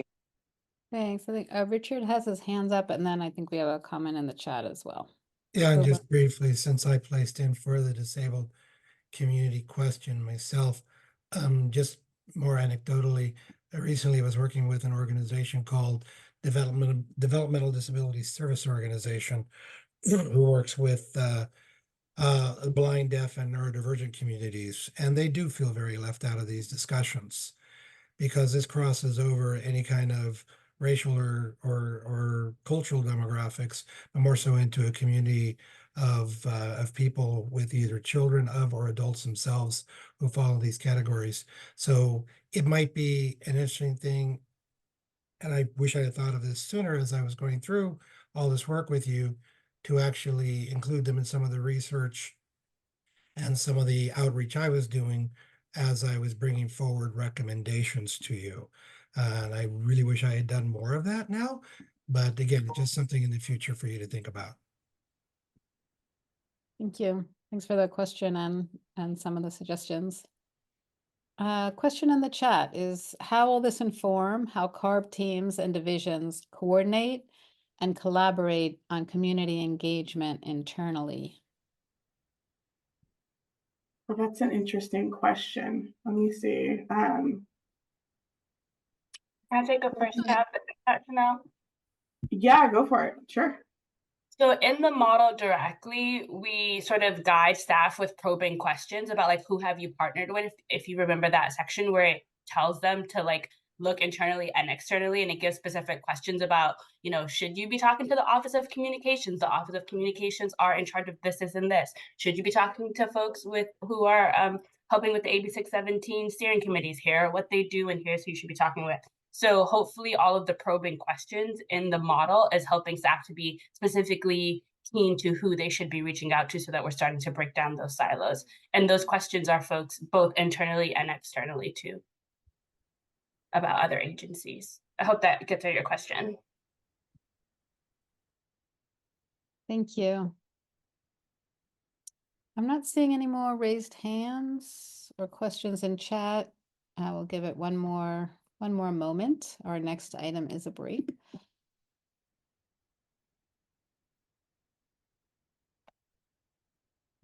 Any last call on this implementation topic? Okay, super. Okay, so we're going to take another 10-minute break. So we'll be back around 7:24.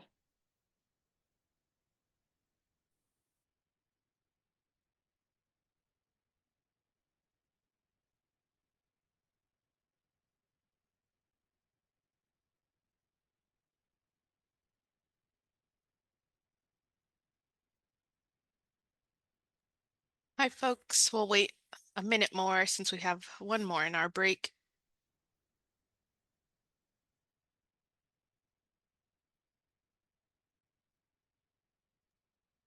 Karina, I have like 2 bites left. I'm almost there. I had to save them for after the meeting.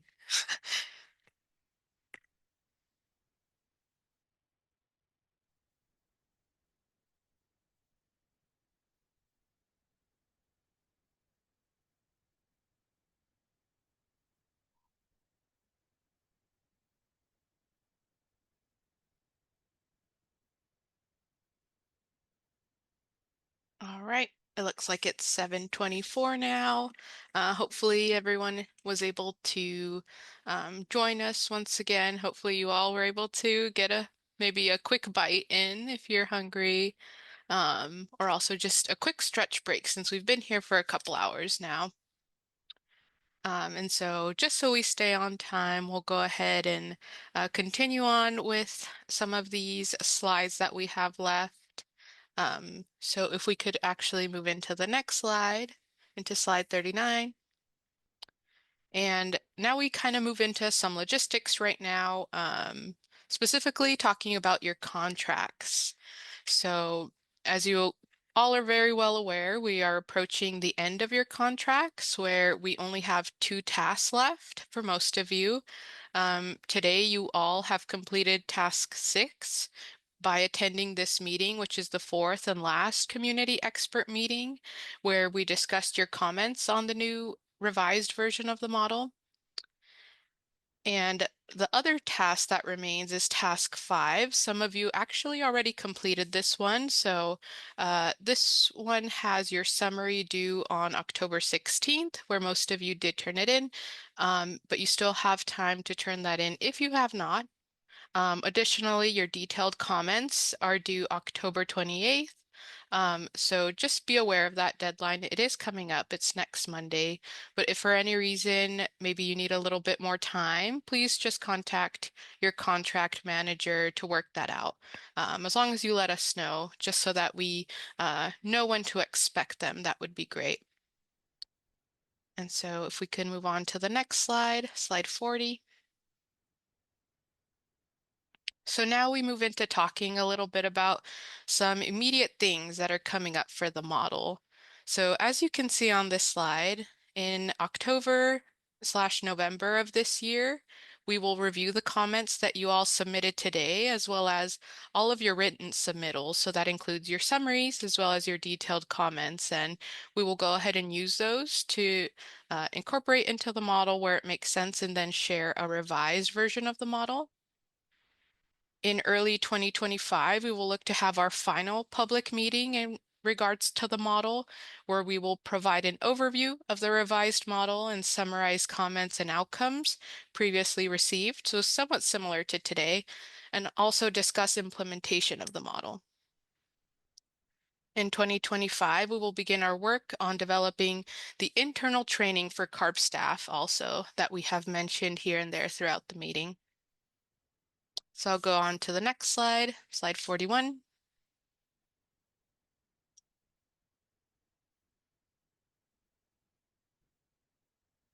Next slide, please. Slide 41.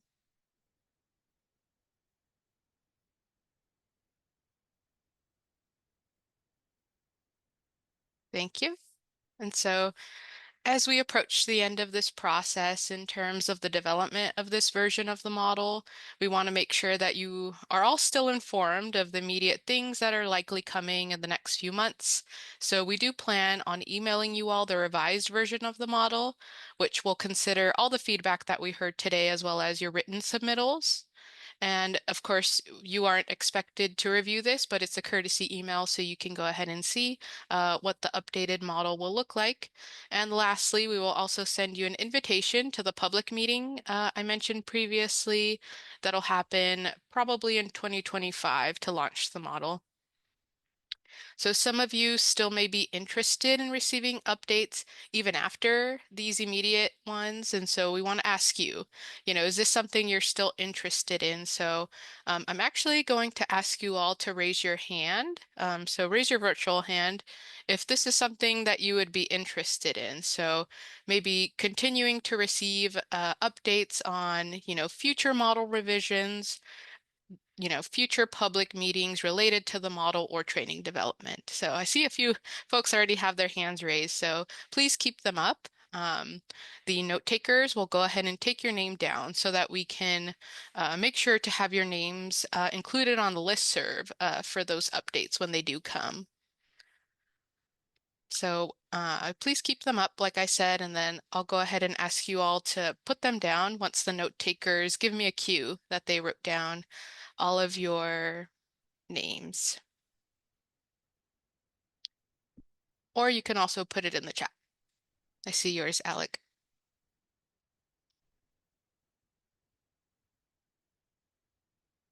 All right, while our note takers are taking your names down, we also just kind of want to open it up to maybe seeing If there's anything else you would like to stay involved or updated on as it pertains to the model. So like I said, we plan, if you're interested, to update you on future model revisions or future public meeting dates related to the model or training development. So, if there's anything else maybe that I didn't mention that you think we should update you all on or you're interested in, please let us know.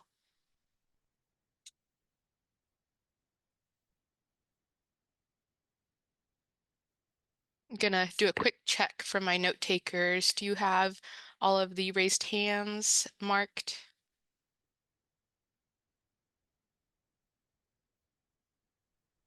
Yes. Okay. I do as well.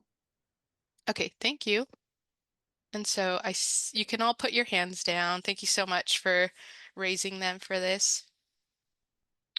And so I see here in the chat, Leonora says, I want to stay connected about possibly doing a civic lottery on a test issue. So this is also kind of linked to a previous discussion we had with you, Leonora. So we'll make sure to include that specifically with you. And then Vanessa and Elena, I don't know if you have a topic that you all would like to stay updated or involved with. Okay, you did it. All right, just gonna open it up really quick one more time to see if there was any other topic you all would like to stay involved or updated on as it relates to the model. All right, I am not seeing any. I see your hand, Richard. Go ahead. Thank you. I think just for myself, and forgive me if I'm repeating myself too many times, but Chanel, for yourself specifically, as you all start developing and having those discussions on what cultural competency will look like and how that would be assessed, I would be very, very interested in hearing back from you occasionally. I don't know if you can see my nod, but yes, absolutely. And I think if you can be a resource on that front, it would be awesome to also just reach out and have a conversation too. Certainly a number of organizations here in Sacramento, I think could be of a guide to you on things like that, and possibly educators and non-educators who are possibly there. But I'm sure with all these great folks that are here too throughout the state of California, they might also be able to offer services to you. Awesome. Okay, I'm making a note on this one too. Thank you so much. Thank you, Chanel and Richard, and the team, I'm sure, also noted that as well. All right, just quickly gonna open it up one more time. If not, we'll go ahead and move into the next slide. Wait here a couple seconds. All right, I don't see anything in the chat or raised hands, so we can go into the next slide, slide 42. And so this slide, really quickly, we just wanted to kind of reiterate that deadline that we shared with you all. So your detailed comments are due October 28th for most of you, unless you have something arranged with us that would give you a different date. But again, if you have any questions about either the deadline or anything related to payments or your contracts, please reach out to your contract manager. So that's myself, Jose, or Aldo. And I'll go into the next slide, slide 43. And so lastly, we have created an evaluation that asks for feedback on the entire community engagement model process. So, questions about how the contracting was, if you were given enough time to review materials, and other questions like that. So Jonathan should have already placed a link in the chat for you all to access it. And this is a slightly longer evaluation. So, right now we just want to make sure that the link works for you and you can access it. And if you have any immediate questions, at a glance at what you're seeing, right now is a perfect time for us to take your questions. But this is a slightly longer evaluation. It'll take maybe about 10 minutes since there are a few open-ended questions. So yeah, we don't want you to feel rushed at all. We'll also go ahead and email you this link after this meeting, in case you want to take it then. But we'll also be here on the line for about 30 minutes after this meeting if you want to maybe spend some time after we conclude, to take it as well. But don't feel pressured to do it right now. We're about to end the meeting. So with that, I'll just spend a couple minutes here, see if there's any questions on the survey questionnaire.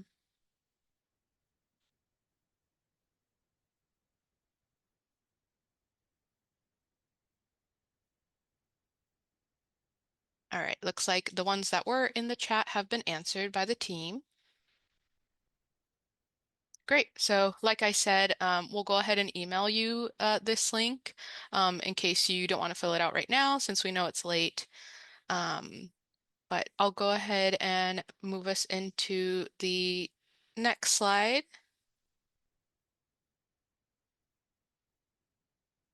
I see your hand up, Amanda. Go ahead. Yeah, just really quick, on the evaluation side too, if anyone would rather, or in addition to the evaluation, have a meeting with us, if that's easier to give your feedback on how the process went, please do reach out. We would love to hear more. But I think the evaluation is like, let's at least get the evaluation. But if you want to expand on it or have anything else, yeah, we'd love to hear it. Please feel free to reach out to us. Yeah. Thanks, Amanda, for that. And if it's easiest, you can reach out to your contract manager and let them know that you would be interested in maybe setting up a one-on-one or something like that so that we can get additional feedback that way. All right, we'll go into the next slide. So we're on slide 44, and this is actually our last slide. And so, we really want to, thank everyone for your participation, not only today, but throughout the process. Your willingness to share your expertise with us for developing this community engagement model. We really appreciate it and value it. And I actually have a couple people here from the team who wanted to maybe share some closing thoughts on this. And I'll also encourage folks from the CARB team to turn on your cameras if you can. And we could also stop sharing the presentation as well. So I'll hand it over to Aldo. All right, thank you, Karina. I would like to take this time and thank you for attending our last community expert meeting. We truly appreciate the knowledge and the feedback that you shared with us, with the work group during this whole process. So once again, thank you. Thank you very much. And I'm going to hand it over to Amanda. Thanks, Aldo. Yeah, I think reflecting on this process, it's been such a pleasure to work with everyone. And I haven't personally talked with every single person, but I have read your comments and put them into the comment table and thought about how to respond. So I feel like we've just gotten so much information, like almost an overwhelming amount of information, but we're really excited to share all of the expertise and the insights and the advice that you've given with the rest of the agency. We think it's going to be so beneficial. I'm already having conversations with staff where they're asking for help. And I'm like, wait, the experts gave us information on this. So that information's already getting out, but we're really eager to keep sharing it. And I did also want to say that this was a lot of firsts for us. So there was some hiccups, and I'm sure you felt those hiccups too. So we just really appreciate your patience and your flexibility as we're learning too in this process. But thank you again. Please stay in contact with us. We'd love to continue working with you in some way. And then I just want to encourage the CARB team to unmute and add their thank yous in. Muchísimas gracias a todos. Thank you. Thank you all. Thank you very Thank much. you, everyone. Thank you. Thank you. Thank you. I would like to add, hi, this is Lisa Flores. I would like to add a personal thank you to Aldo for being so professional, because during this entire process, we've had some unusual things happen in me obtaining information, and I think we've both grown. And he was just been such, you learn fast, you pick up fast, and always with a smile. And I truly appreciate it. And I will tell you, Team Aldo forever. Thank you. Yeah. Thank you. Thank you, Lisa. Thank you very much. It's been a pleasure working with you during the whole entire process.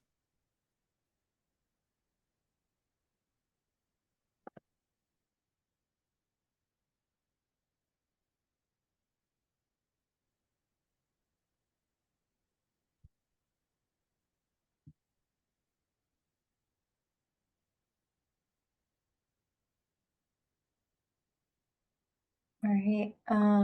Is there anyone else who has questions or any items that you want to bring up before we wrap up? I know we're ending a little bit early, but want to make sure we're not cutting anyone off.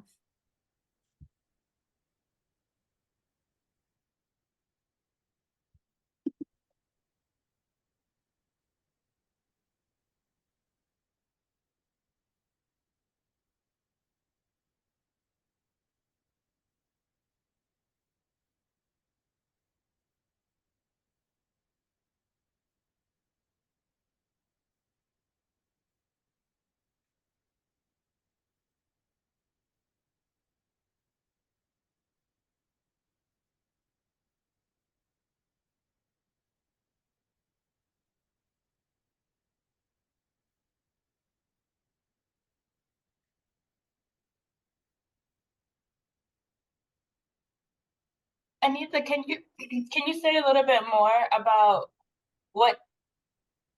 your comment in the chat?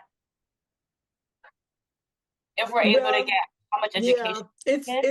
It's as simple as sometimes the reasons that people don't engage is sometimes a lot simpler than we would think. Folks might have concerns, but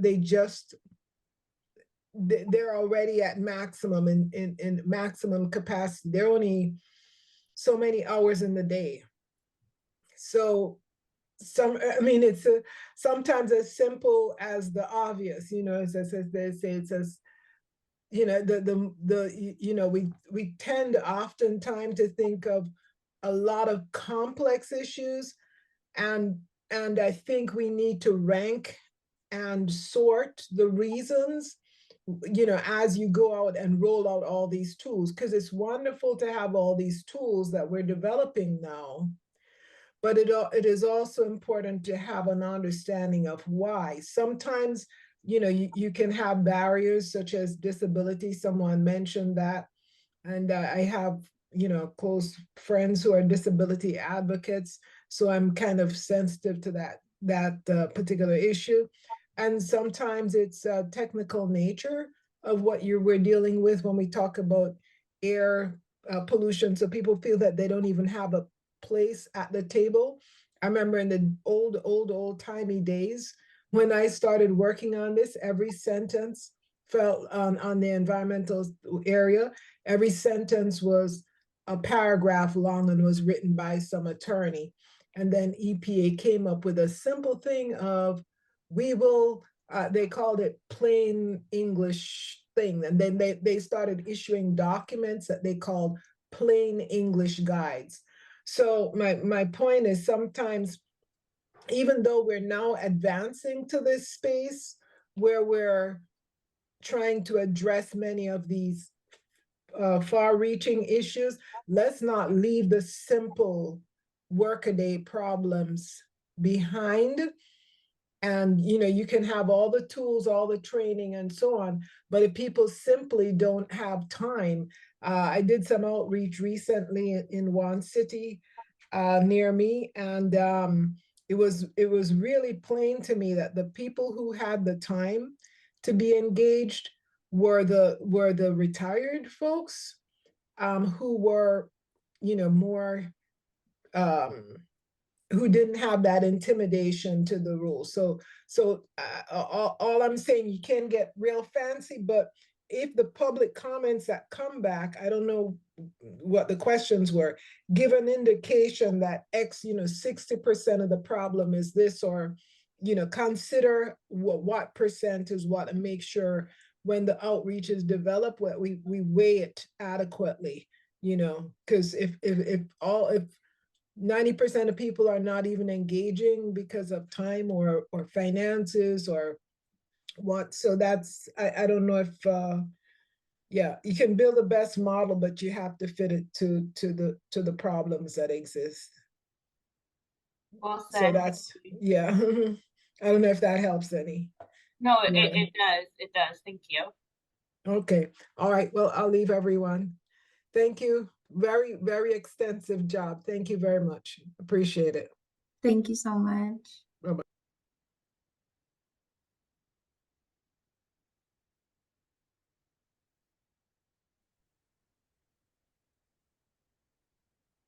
And I think we're happy to stay on for a bit if anyone else has, last comments or items you want to bring up, but don't want to hold folks too long. So is that okay, Lisa and Karina, if we make it official? Stop recording. Sure. Yeah. Okay. Thank you, everyone. Thank you so much. Thank you. Everyone, have a good night. Have a good night. Good night, everyone. Yeah. Everyone. Sure.